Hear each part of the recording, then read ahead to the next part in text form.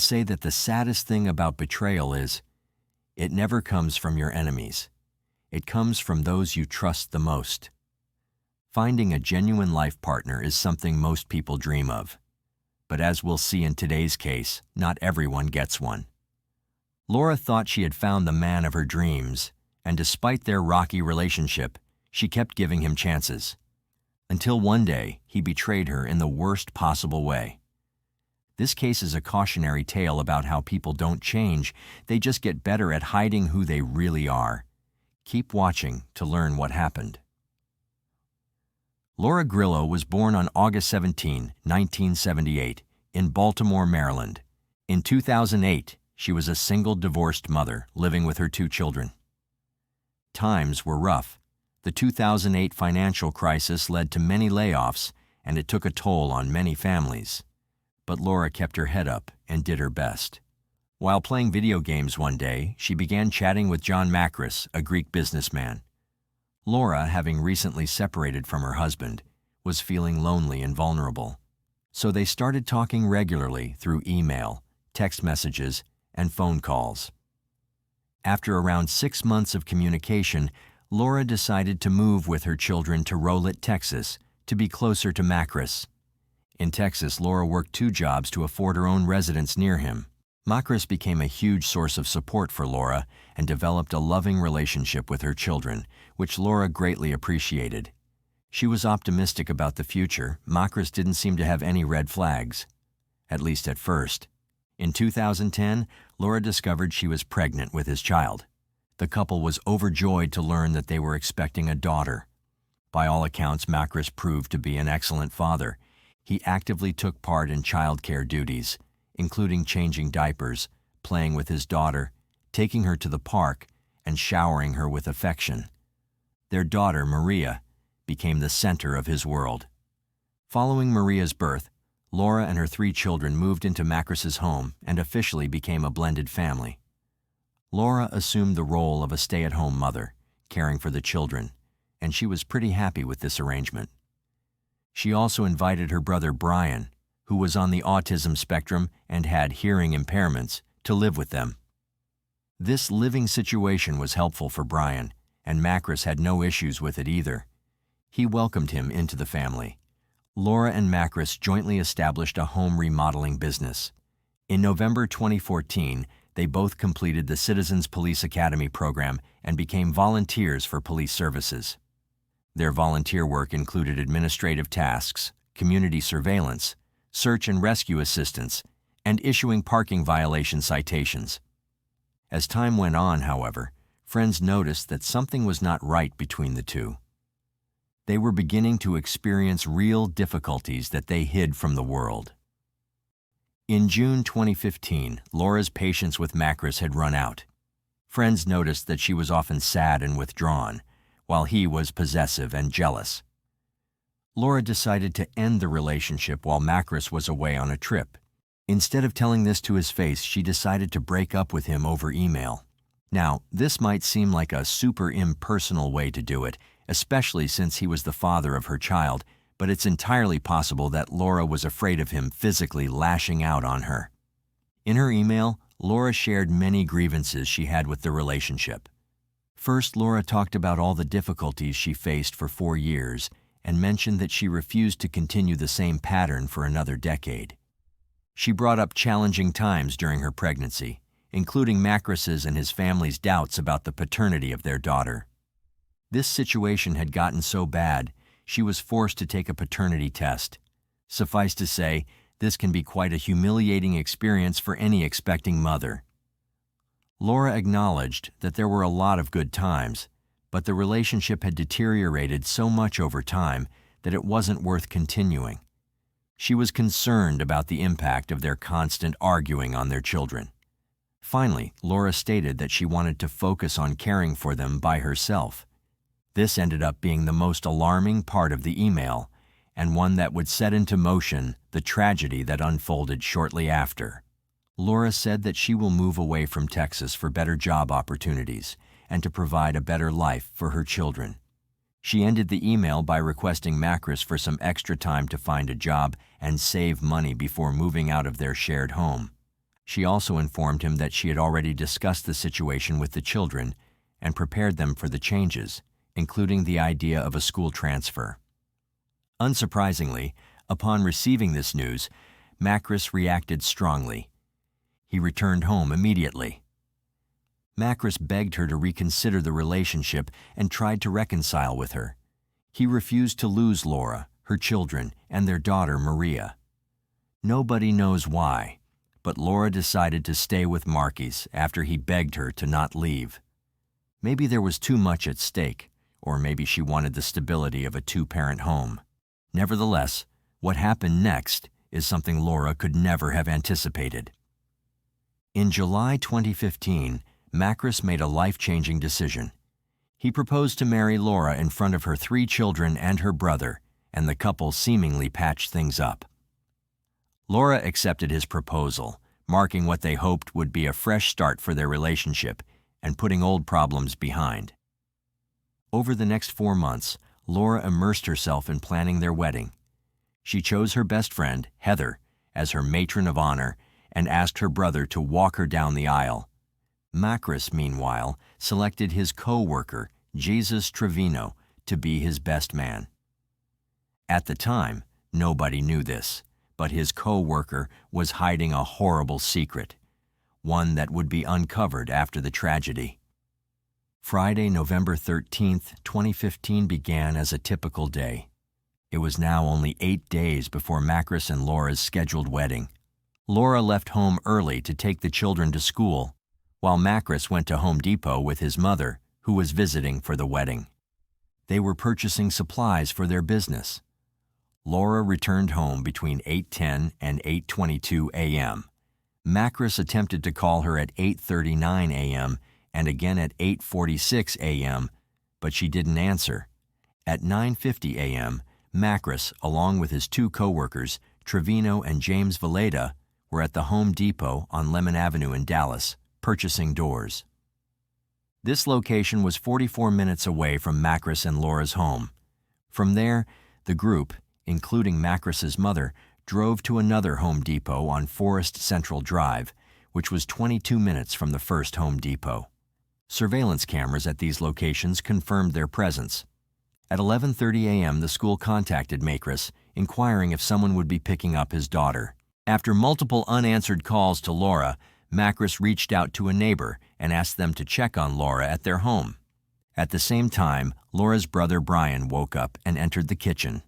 There, he discovered a sight that would haunt him forever. He saw a female lying face down in a pool of blood, clutching onto her purse. Reeling from the shock, he didn't immediately recognize who it was.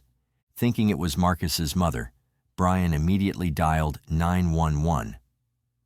A little while later, the neighbor arrived at the house, along with the police. As the police waited for the medical examiner to arrive at the scene, they quickly began to investigate the house. Upon examining the house, the police made some very important discoveries. First, there were no signs of forced entry, and the front door featured a push-button lock and unlock mechanism. Perhaps the attacker was probably someone who was known to the family. God.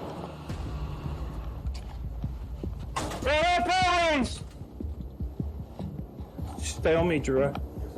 Clear. Clear. Got blood in the kitchen, blood down this hall. Next, they discovered shell casings from a .40 caliber weapon, a type more commonly associated with law enforcement than civilian use. This detail narrowed it down a bit more. In the bedroom, an open safe was found with its contents scattered about. Drawers and jewelry boxes had been emptied, and it was later reported to the police that a necklace valued at thousands of dollars was missing, along with cash. They speculated that Laura may have interrupted a burglary in progress. The investigators proceeded to collect fingerprint and blood evidence from the scene. As the search continued, Makris arrived at the scene, desperate for answers. The officers gave him the little information they had about this heinous crime, as the identity of the victim could not be confirmed without disturbing the crime scene. After the medical examiner's arrival, they carefully turned over the victim's body. To everyone's shock, the victim was Laura Grillo. She was holding her Roll-It ID card in her hand. The examination revealed that Laura had been shot once above her left eye, with the bullet lodging behind her right ear. The presence of Laura's purse at the scene led police to conclude that she had been attacked almost immediately after returning home. The police first interviewed Laura's brother. He told police he had been asleep all morning and that he had woken up and found the body, but he had never heard the gunshot. At that point, they were viewing him with suspicion because he was at home during the crime, and not hearing a loud gunshot seemed impossible. However, he was later cleared after investigators learned about his hearing disability. He was completely deaf in one ear and partially deaf in the other. Next, investigators spoke with Makris, who seemed suspiciously unaffected by his fiancée's death. Makris was acting weird. It was almost like he was happy she was murdered. Rowlett Police Department Detective Cruz Hernandez said, "He cried very lightly for about a minute. It struck me odd that there was a lack of emotion or very weak crying. It just seemed strange to me." He provided details about his trips to Home Depot. Makris maintained he had no knowledge of the murder and told detectives there had been about $8,000 to $9,000 in their home's safe. Makris also passed a residue test, proving that he was not the one who fired the weapon. Just got through with the police officers and detectives at the scene. I'm sorry for your loss. I want you to know that we're going to find out what happened.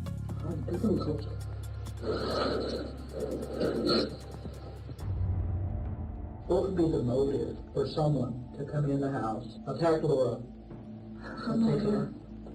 No idea. Somebody chose to come in that house. But why? That's what we're going to find out. Did Laura receive any bad news? Rosie?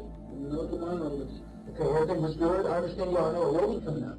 Yes, we're in a week. In a week. Next, the investigators interviewed Makris's two co-workers, who corroborated his account. CCTV footage also confirmed these stories. And he texted me, "Don't be late, whatever." Don't be late to get away. We were gonna meet up at Home Depot. Which one? In Dallas. That's what happened then. Just started holding doors. Okay. He pulled up and He being John okay. John showed up and everything. We started working. Yeah. Okay. After leaving, Makris would talk to Laura's friend Heather and tell her that he felt the detectives were planning to pin Laura's death on him. This seemed strange to Heather because there wasn't any information being released about the case or who had done it. But still, at that point, Makris seemed to be in the clear. A few days following Laura's murder, investigators reviewed video footage taken at the crime scene that had been captured by a police officer's body cam. When asked about who lived in his home at that time, Makris mentioned Brian, the 3 children, himself, and his visiting mother. But there was one important person he neglected to mention. It looks like a gunshot wound. That is all I can tell you. You have cameras on the house? Yes. Do they record? They used to. I don't know if they do. Okay. Laura, his dead fiancée. This omission made everyone a little more than suspicious, particularly because at that point, Makris had not officially been informed that the victim in his house was his soon-to-be wife. So why didn't he say her name? What was he hiding? 3 days after Laura's murder, Makris informed the investigators that he would no longer speak to them without an attorney present. Well, let me cut to the chase a little bit.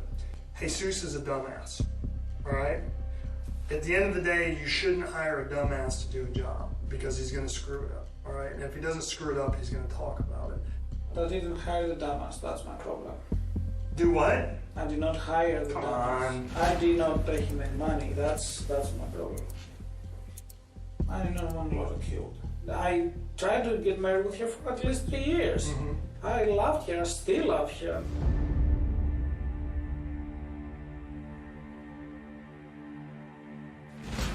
Say this.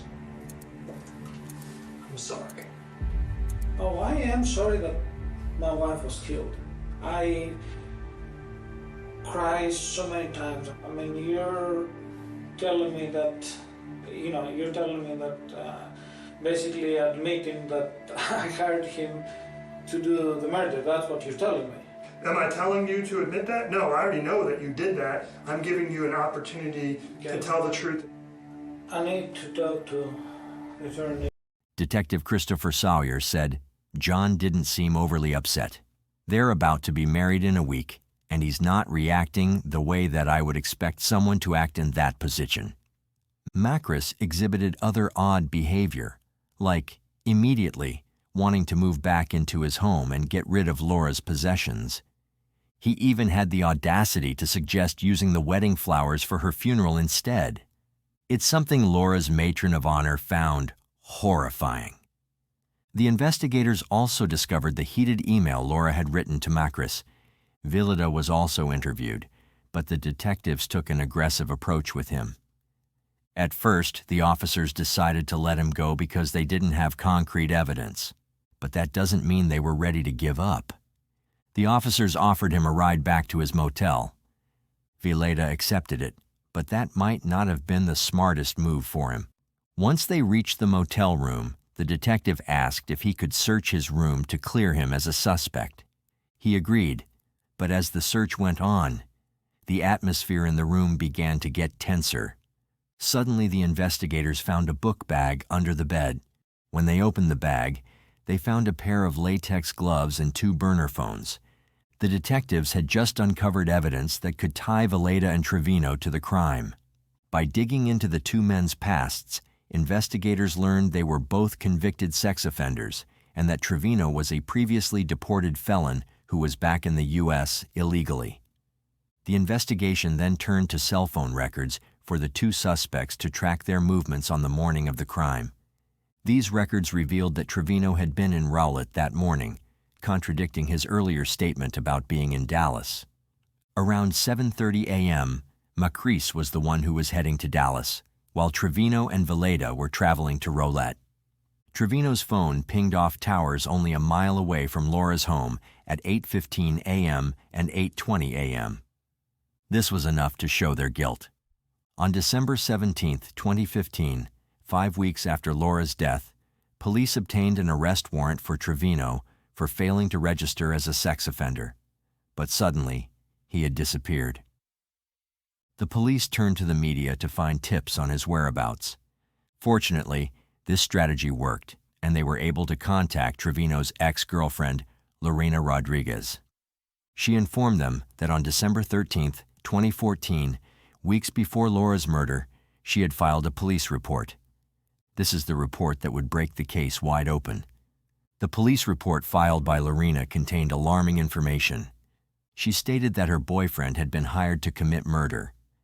According to her statement, Trevino had told her a month prior that his boss had offered him $15,000 to kill his wife, or $5,000 to find someone who would.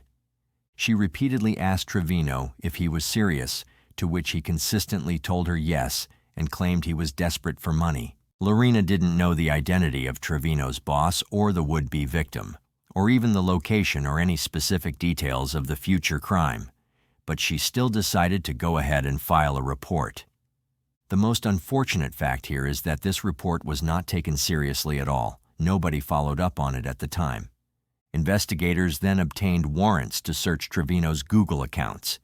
Their search uncovered a photograph of a woman holding a Springfield .40 caliber handgun, which matched the caliber of the shell casing found at the crime scene. The woman in the photo was identified as another ex-girlfriend of Trevino, residing in Colorado. Upon interviewing her, the police acquired Trevino's new cell phone number. This information led them to locate Trevino in Clearwater, Florida, where he was arrested by ICE agents on April 1, 2016. He was escorted back to Dallas County. The investigation led to another of Trevino's friends named Ramon, proved to be one of the biggest developments in the case. Detective Cruz said, "Before I could ask any questions, Ramon told me, 'I know why you're here. It's because Jesus killed the boss's wife.'"